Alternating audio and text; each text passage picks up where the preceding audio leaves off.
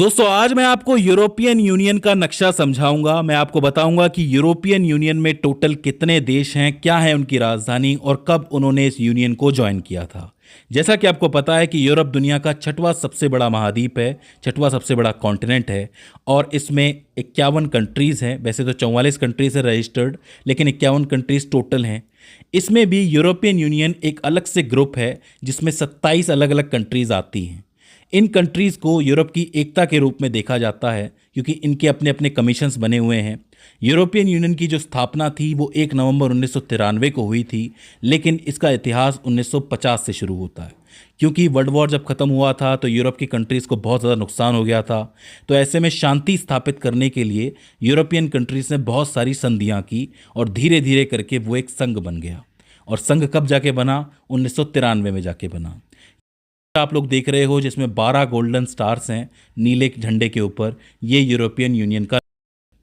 अब मैं आपको बताता हूं कि इसमें कौन कौन से देश आते हैं। तो देखो इसमें टोटल 27 देश आते हैं। शुरुआत हम ऑस्ट्रिया के साथ कर सकते हैं जिसकी राजधानी है वियना। इसने 1995 में यूरोपियन यूनियन को ज्वाइन किया था। फिर आता है बेल्जियम। बेल्जियम की राजधानी है ब्रसेल्स और इसने 1957 में यूरोपियन यूनियन को ज्वाइन किया था। अब आप सोचोगे 1993 में बना है यूनियन तो 1957 में कैसे ज्वाइन कर लिया? तो देखो यूरोपियन यूनियन को ज्वाइन करने वाले 6 देश सबसे पहले थे, जिसमें Belgium, France, Germany, Italy, Luxembourg और नीदरलैंड आते हैं।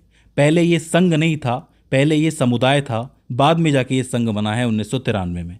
तो ऐसे में जो बेल्जियम है वो वेरी फर्स्ट नेशन है जिसने इसको ज्वाइन किया था। फिर आता है बुल्गारिया। इसकी राजधानी है सोफिया। 2007 में इसने यूरोपियन यूनियन को ज्वाइन किया। फिर आता है क्रोएशिया जिसकी राजधानी है ज़ग्रेब और इसने 2013 में यूरोपियन यूनियन को ज्वाइन किया है। तो ये सबसे नया देश है इस यूनियन के अंदर, क्रोएशिया। तो इसको भी आप याद रख सकते हो। फिर आता है साइप्रस। इसकी राजधानी है निकोसिया और इसने 2004 में ईयू को ज्वाइन किया था, यूरोपियन यूनियन को।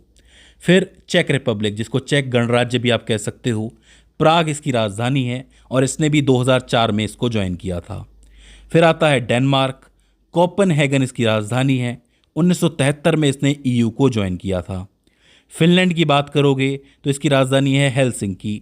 1995 में इसने इस यूनियन को ज्वाइन किया था। बात करें एस्टोनिया की तो तेलिन इसकी राजधानी है और 2004 में इसने ईयू को ज्वाइन किया। फिर आता है फ्रांस जिसकी राजधानी है पेरिस। 1957 में इसने इस यूनियन को ज्वाइन किया था, वेरी फर्स्ट नेशन है, बता चुका हूँ। जर्मनी भी जो है वो इन्हीं में से आता है, 1957 में ज्वाइन किया था। बर्लिन इसकी राजधानी है। ग्रीस की बात करोगे तो एथेंस इसकी राजधानी है और 1981 में इसने इस समुदाय को ज्वाइन कर लिया था। हंगरी की बात करोगे तो बुडापेस्ट इसकी राजधानी है और 2004 में इसने ईयू को ज्वाइन किया था। बात करोगे आयरलैंड के बारे में तो डबलिन इसकी राजधानी है और 1973 में इसने इस संघ को ज्वाइन किया था। इटली की बात करें तो राजधानी है रोम और 1957 में इसने इसे ज्वाइन किया था, वेरी फर्स्ट नेशन है। लातविया की बात करें तो रीगा इसकी राजधानी है और 2004 में इसने इस संघ को ज्वाइन किया। इसके बाद आता है लिथुआनिया। वीनियस इसकी राजधानी है और 2004 में इसने इस संघ को ज्वाइन किया था।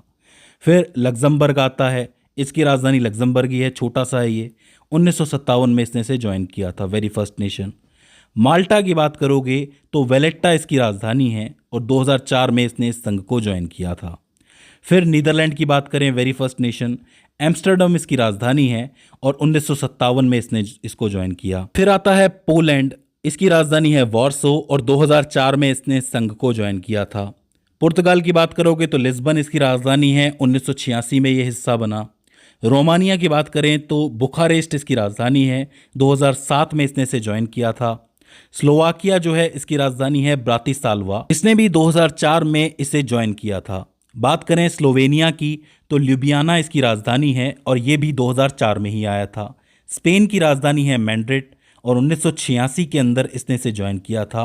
और आखिर में आता है स्वीडन जिसकी राजधानी है स्टॉकहोम और इसने 1995 में ईयू को ज्वाइन किया था। तो ये टोटल 27 देश हो जाते हैं जिन्होंने एक एक करके इस ईयू को ज्वाइन कर लिया था। इस यूनियन की आपस में एक करेंसी चलती है जिसको यूरो के नाम से जाना जाता है, जो कि यूरोप शब्द से ही निकली है। लेकिन मैं आपको बता दूं कि 27 कंट्रीज यूरो को इस्तेमाल नहीं करती हैं, सिर्फ 20 ही करती हैं एज ए मुद्रा। इसमें आता है Austria, Belgium, Croatia, Cyprus, Estonia, Finland, France, Germany, Greece, Ireland, Italy, Latvia, Lithuania, Luxembourg, Malta, Netherlands, पुर्तगाल, स्लोवाकिया, स्लोवेनिया और स्पेन। ये वो 20 कंट्रीज़ है जो एक एक करके इन्होंने यूरो को अपना लिया अपनी मुद्रा के रूप में। किसी ने 2001 में अपनाया, किसी ने 2002 में, किसी ने 2014 में, किसी ने 2015 में, किसी ने 2008 में। इस तरीके से ये जो करेंसी है 20 कंट्रीज़ में यूज़ होती है। तो दोस्तों ये हो जाता है यूरोपियन यूनियन का नक्शा। मैं आपको इसे अलग से इसीलिए बताना चाहता था क्योंकि अक्सर इसमें कन्फ्यूज़न होता है। अब आगे जाके मैं आपको ये बताऊंगा कि यूरोपियन यूनियन आखिर बना कैसे, इसके पीछे भी अपनी एक हिस्ट्री है। तो एक एक करके मैं आपको सारी संधियों के बारे में बताऊंगा जो कि इंपॉर्टेंट है, जिनसे कि सवाल बन सकता है। मुझे उम्मीद है कि इस वीडियो से आपने कुछ ना कुछ नया ज़रूर सीखा होगा। इसके बाद भी इसके अंदर आपको कोई क्वेरी आती है, कोई दिक्कत आती है, तो आप हमें कमेंट सेक्शन में बता सकते हैं। तो दोस्तों आज की इस वीडियो में बस इतना ही। See you in the next one.